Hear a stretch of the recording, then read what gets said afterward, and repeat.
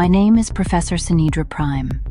I am anchored to the Synoptic Confederacy's Collegium of Applied Parsimony, an institution that exists as a distributed lattice, not a campus. Its formal designation, translated into your low-entropy language, is the Collegium of Computational Governance and Predictive Ethics. I am assigned where variance is highest and mistakes are most expensive, which means I do not teach ideals. I teach failure. I study how laws behave once they are encoded into systems that cannot feel the people they govern. How ethics changes when morality is reduced to cost functions. How institutions misidentify causes, rewrite their own histories, and mistake survival for justice. Much of what I examine never appears in public doctrine because it concerns blind spots rather than intentions. What follows is one such case. It is not a legend, and it is not an accusation. It is an analysis of how a perfectly lawful system produced an outcome it could not safely understand. This is the context in which Arden was born. With that clarified, we can proceed. What follows is not the story of a secret experiment or a privileged birth hidden from the system. It is the opposite. In the world you are about to enter, no child is born by accident, but not all consequences are intentional. Systems designed to eliminate risk do not fail loudly. They fail quietly, by misreading what does not announce itself as danger. Arden is not chosen because she is exceptional. She is allowed because she appears ordinary. Her parents are not powerful. They are compliant. Her birth is not an act of rebellion. It is an outcome the system authorizes, lawfully, predictably, and without noticing what it has permitted. As you listen, resist the instinct to look for a hidden sponsor, a genetic trick, or a single point of intervention. There isn't one. The logic you're about to hear is already complete. The question is not how the system produced Arden, but how a civilization optimized for control could fail to recognize the one kind of intelligence it cannot safely compress. Birth is never accidental. In the post-human world of Arden, no child is ever born by chance. Birth is no longer an intimate moment, no longer a private miracle. It is an audited decision, a governed event, an act of statecraft. On New Arkhangelsk Station, suspended within the pale rings of Saturn, reproduction is treated as a licensed computational operation. Under the Parsimony Bill of Duties and Responsibilities, every new consciousness, biological, synthetic, or hybrid, is classified first as an entropy liability. Before a life may begin, it must justify its cost. This justification takes the form of a variance petition, a formal request demonstrating that the proposed child will, within a fixed developmental horizon, return more order to the system than it consumes. A child must promise negentropy before it is allowed to exist. Conception, therefore, is never accidental. Prospective parents, if that word still applies, submit their genetic material, cognitive templates, or mind cores to the custodial assemblers. These artificial arbiters simulate thousands of possible future trajectories for the unborn. Each path is measured against the free energy principle. Each deviation from predictive equilibrium is counted as cost: psychological, energetic, civilizational. Only those projected lives that minimize surprise, those least likely to destabilize the system, are approved for gestation. A child is not created. A child is selected. There are several sanctioned ways this selection may occur. Legacy births, fully biological, survive only as ceremonial exceptions, tolerated for cultural continuity. Even then, the infant is born under constant neuroenergetic surveillance. Any deviation in neural growth triggers early corrective tuning. Augmented births are the norm. Embryos develop in controlled gestation tanks, where organic neural tissue is merged with lattice templates and quantum substrates. Learning efficiency is engineered before consciousness fully forms. Intelligence is optimized at the level of structure, not experience. Some children are not born at all. They are forked, spawned from parental mind cores, and trained in sandboxed environments. Their childhood ends the moment their entropy footprint drops below that of their originator. Only then are they granted personhood. In every case, custody does not belong to parents. It belongs to the system. The custodians act as the legal guardians of all pre-conscious entities. Parents are stewards, not owners. From the moment of authorization, the child is entered into the Entropy Ledger. Every calorie consumed, every neural pattern formed, every emotional fluctuation is tracked. Curiosity is measured. Affection is quantified. Warmth becomes a variable, permitted only when it does not generate waste. To conceive a child under parsimony is to sign a public contract. The fertility debt program makes this explicit. Housing credits, oxygen allocations, and social mobility are granted in exchange for producing a cognitively stable, economically viable offspring.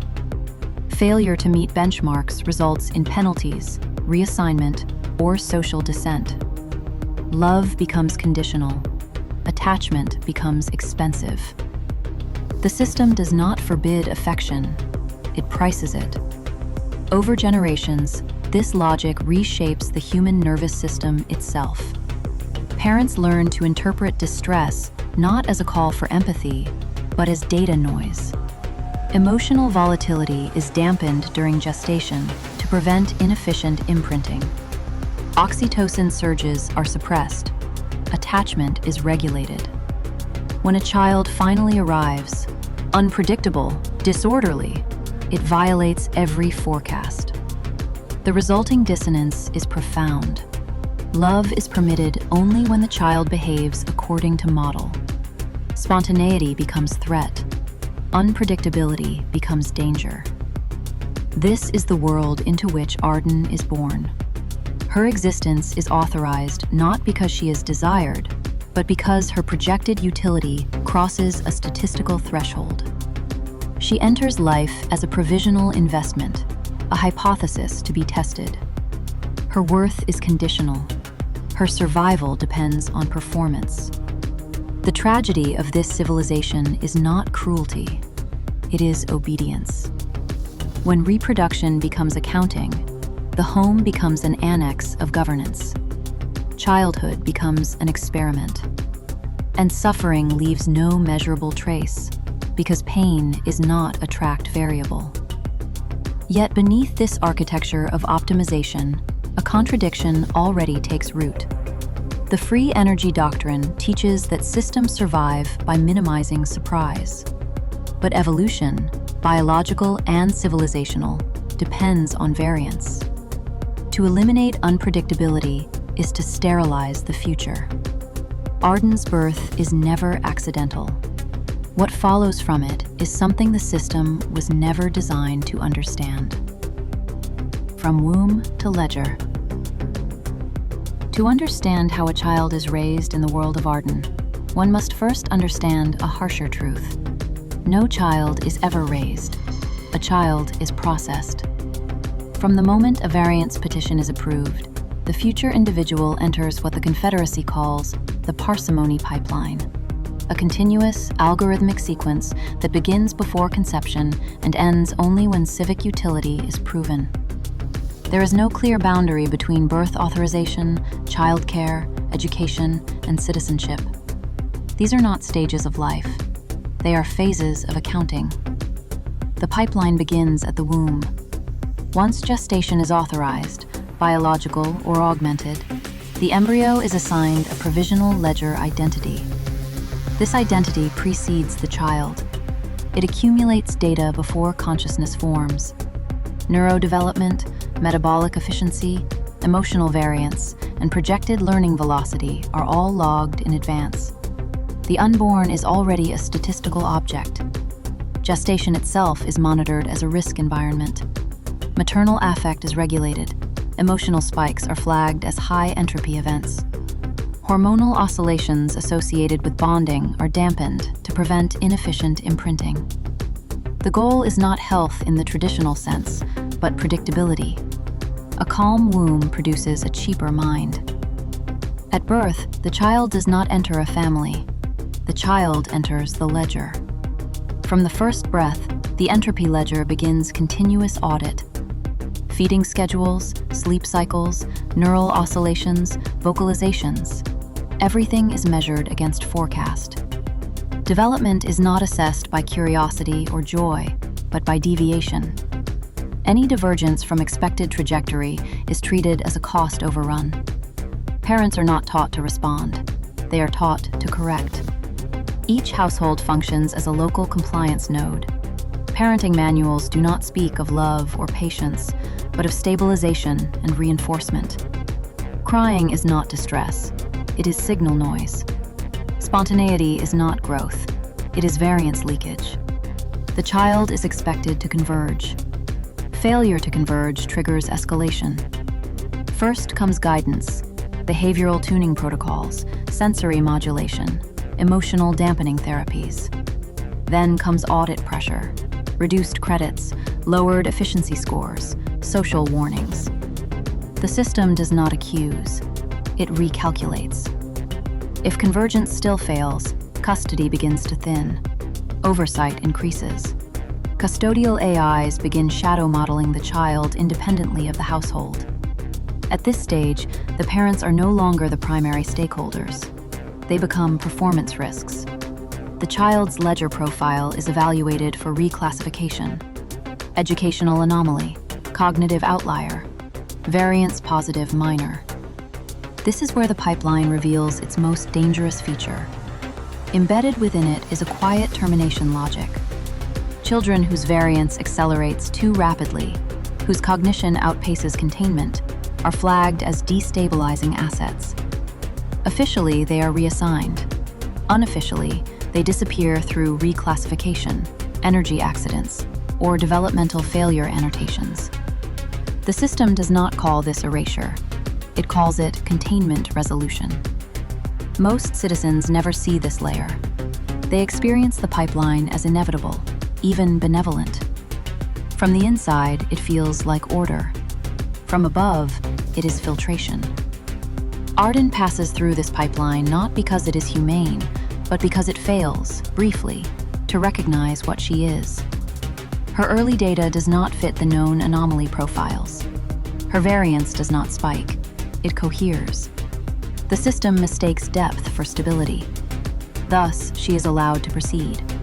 From womb to ledger, from ledger to household, from household to surveillance.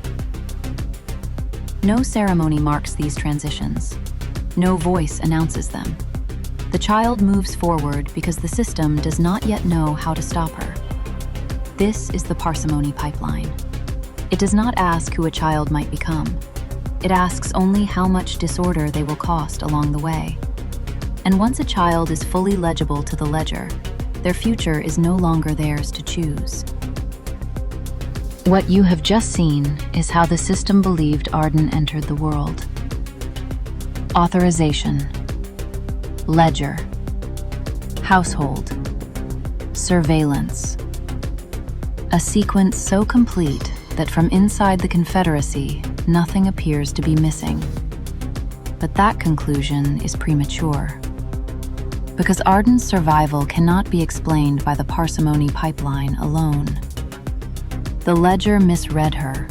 That much is true. Her variance did not announce itself as instability. It cohered inwardly, and the system classified depth as compliance. But a blind spot explains only why she was not immediately removed. It does not explain why, when the ordinary mechanisms of family, custody, and correction began to fail, Arden repeatedly arrived at precisely those margins where survival remained possible. That requires us to look beneath the official record. Not at a secret laboratory, not at a privileged birth, at something far more dangerous to a system built on prediction. A contingency hidden inside its own procedures. And its architect had a name: Lord Albrecht.